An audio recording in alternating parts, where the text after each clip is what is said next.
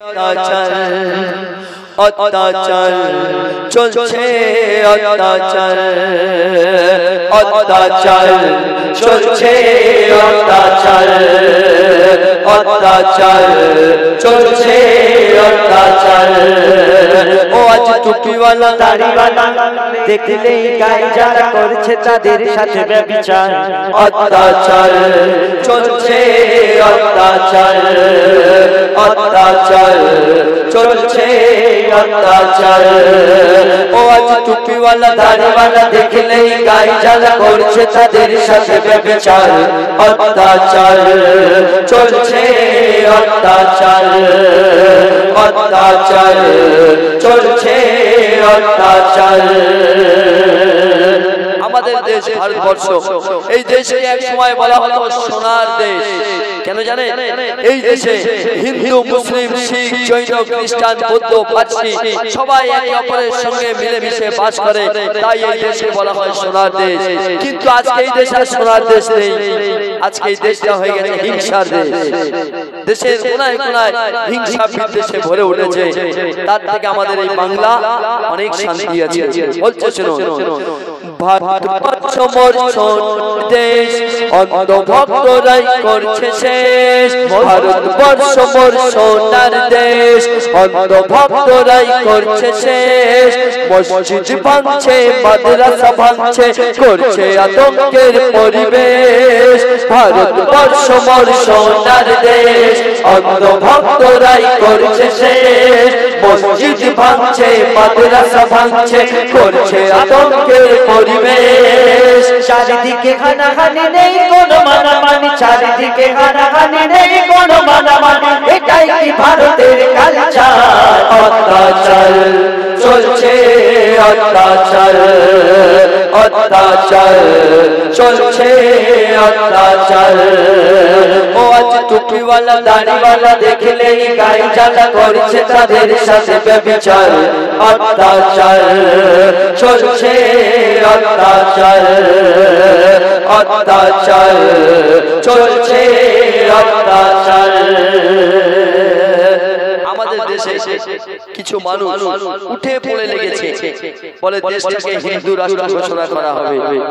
এই দেশে শুধু হিন্দু বাস করে না, শুধু মুসলিম বাস করে, জৈন, খ্রিস্টান, বৌদ্ধ, ঈসাই সবাই বাস করে। তাহলে কোন একটা ধর্মের নামে এই দেশ হিন্দু রাষ্ট্র হওয়া ইম্পসিবল। বলছে শুনুন, করতে চাইছে যারা হিন্দু রাষ্ট্র, সফল কখনো তারা হবে না।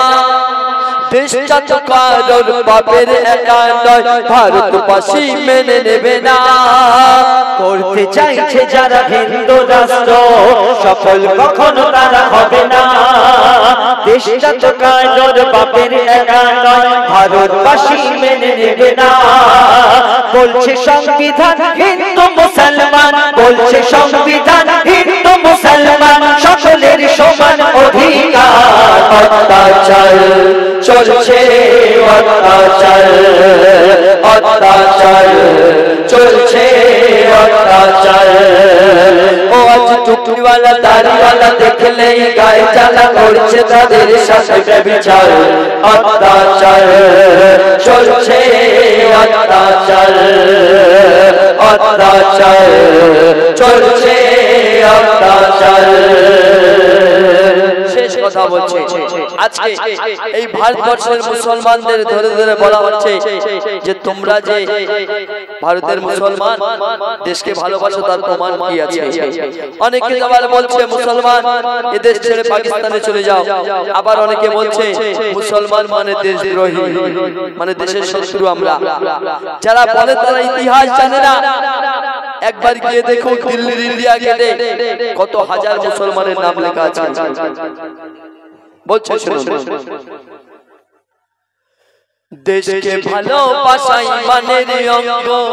এটা আমার কথা নয়, আমাদের হাদিস বলছে তুমি যে দেশে বসবাস করো সেই দেশকে ভালোবাসা তোমার ইমানের একটা অঙ্গ। আর আমরা এই দেশকে ভালোবাসি কিনা তার সবথেকে বড় প্রমাণ হলো যে আমরা এই মাটিতেই জন্ম নিয়েছি, আর মরে গেলে আমরা এই মাটিতেই দাফন হব। বলছে শুনুন, দেশকে ভালোবাসা ইমানের অঙ্গ, দেশের মাটিতে করি সিজদা।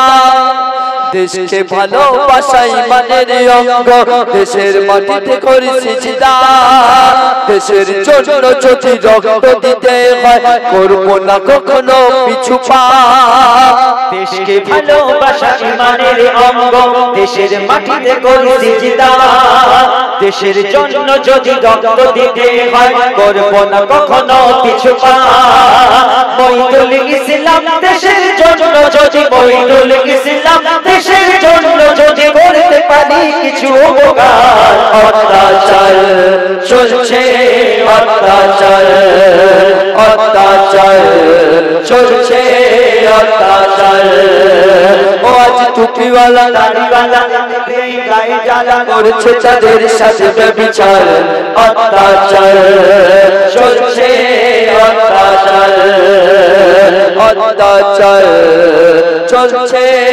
অত্যাচার অত্যাচার চলছে অত্যাচার। ধন্যবাদ।